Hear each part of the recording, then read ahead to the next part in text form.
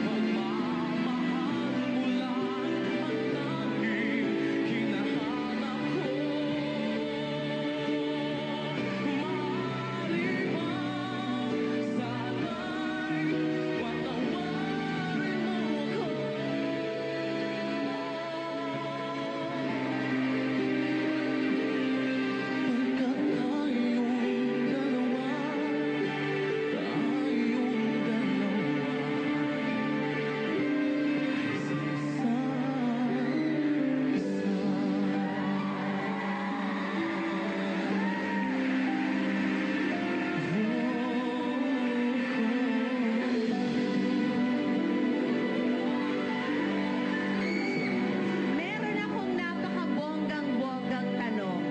Ang ganda-ganda ng boses mo, bakit kailangan kuryentehin pa ng tatay mo ang sarili niya?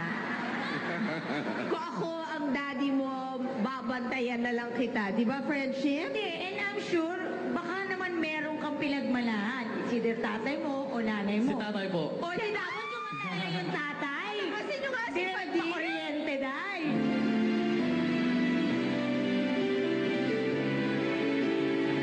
He's crying. Oh, darling, and please believe me, I'll never do you no harm. Believe me when I tell you, don't Daddy, talagang pakuryente ka na lamang. Tigilan mo na yung anak mo. Mas maganda.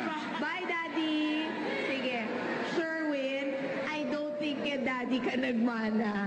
Yung daddy mo, pakuryente mo na lang talaga.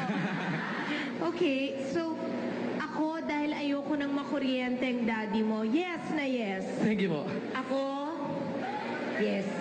Salamat po. Siguro dahil nakuryente yung tatay mo, kaya gumanda ang boses mo. Siguro po. So, because of that, I would say yes. Thank you po. Yes, the family that auditions together ay may yes together.